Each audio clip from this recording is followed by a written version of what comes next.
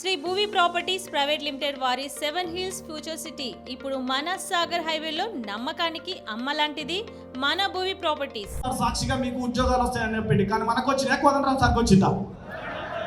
ఎవరి ద్రోహం చేసిరు? మనల్ని ద్రోహం చేసిరు. అలమటించి రోజు ఈ ఎండలో ఇంతమంది జనాన్ని మీ అందరూ వచ్చేందుకు పాదాభివందనం చేస్తూ ఇంతలా మీటింగ్ పెట్టుకోవడానికి మనకి ఎంత ఇబ్బంది అయింది. ఎవరు ఏసీ గదులలో ఇవాళ వాళ్ళు అక్కడ కూర్చొని పదవులు అనుభవిస్తున్నారు. ఎవరి ద్వారా వచ్చిన ఆ పదవులన్నీ మన నిరుద్యోగుల యొక్క కష్టాలు కాదా? ఒక్కరోజు వాళ్ళని దిల్సుఖ్నగర్ రమ్మనండి. అన్న నేను సుధీర్ అన్న, మీకు ఒకటి చెప్తున్నాం, మా అందరికీ దిల్సుఖ్నగర్లో ఉండే సాయిబాబా టెంపుల్ అంటే కొద్దిగా ప్రేమ, మాకు ఒక పూట కడుపు నిండుతుంది. 70,000 ఉద్యోగాలు ఇచ్చిరని ఇవాళ గురువారం కలిసి వచ్చింది మనకి. వచ్చే గురువారం రోజు మనందరం కలిసి సాయిబాబా టెంపుల్ పోదాం. తడి బట్టలతో 70,000 ఉద్యోగాలు రేవంత్ రెడ్డి ఇచ్చిన ప్రమాణం చేస్తాడా సాయిబాబా టెంపుల్లో? చేపిద్దామా?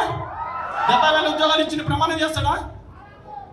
ఏమి ఇబ్బందులు పెడుతున్నారు. ఒక్కసారి గ్రౌండ్లలో ఉరకలేక, వయోభారంతో తల్లిదండ్రులకు చెప్పుకోలేక 34-36 సంవత్సరాలు వచ్చిన ఎవడన్నా జీవో పెంచుతాడు. జీవో నెంబర్ 31 తీసుకొచ్చిండు.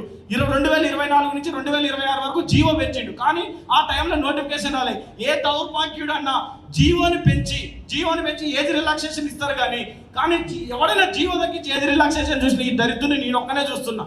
ఎక్కడైనా ఏజ్ పెంచుతారా?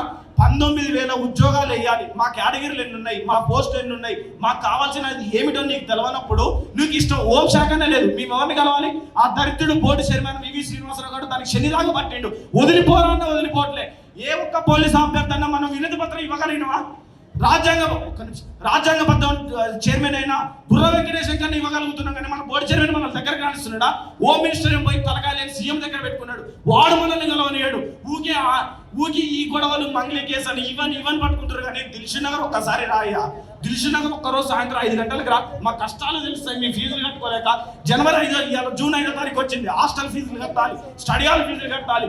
హాస్టల్లో భోజనం చేయాలంటే కిందికి వెళ్తే ఓనర్ అడుగుతాడు అని భయంతో ఓనర్ లేనప్పుడు పోవాల్సి వచ్చిన పరిస్థితి వస్తుంది. ఈ అందరికి కాలం ఎవరు? 2.5 సంవత్సరాలు పోలీస్ నోటిఫికేషన్ లేకపోతే ఎన్ని ఇబ్బందులు పడాలి, ఎన్ని కష్టాలు పడాలి. స్టడీ హాల్ ఓనర్ ఎప్పుడు వస్తుందో తెలియదు. స్టడీ హాల్ ఓనర్ వస్తే స్టడీ హాల్ ఫీజు ఎప్పుడు కట్టాలి? ప్రతి నెల బుక్స్ కట్టాలి. ఎక్కడి నుంచి వస్తాయి మాకు ఈ డబ్బులన్నీ? ఈ అవస్థలకు కారణం ఎవరు? అంటే ఎవరు అడిగేవాడు లేడనా? ఎవడు అడిగేవాడు లేడనా? ఎవడు ప్రశ్నించేవాడు రాడనా? వస్తాడు.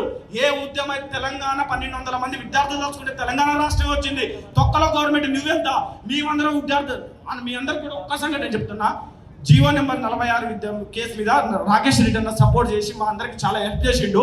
మేము సుప్రీంకోర్టుకి పోవాలన్నప్పుడు రైల్వే స్టేషన్కి మేమందరం కలిసి మిత్రులు పోతున్న సమయంలో మా అందరి మధ్యలో ఉద్యమం చేసిన వ్యక్తి రోజు ఫోన్ చేసి ఆ గ్రూప్ అడ్మిన్ చేసి అన్న సుప్రీంకోర్టులో కేసు ఏమైందని ఫోన్ చేసేది. ఎప్పుడు అన్న రేపు మీరు పోతున్నారు కదా, ట్రైన్ ఎక్కుతున్నారు కానీ ఎర్లీ మార్నింగ్ కూడా అన్న జాగ్రత్త వెళ్ళిరా అని చెప్తే వాళ్ళ నాన్న ఫోన్ చేసి అన్న మా కొడుకు చనిపోయిండు, చిన్న దినానికి రాండి అని చెప్పిండు.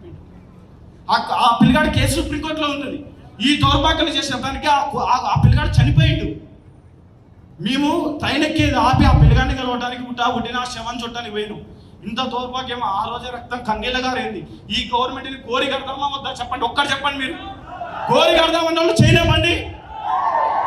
సిద్ధమా? 20,000 పోలీసు ఉద్యోగాలు లేకపోతే తరిమి కొడదాం మా దిల్సుఖ్నగర్లో రేవంత్ రెడ్డి. 20,000 పోలీసు ఉద్యోగాలు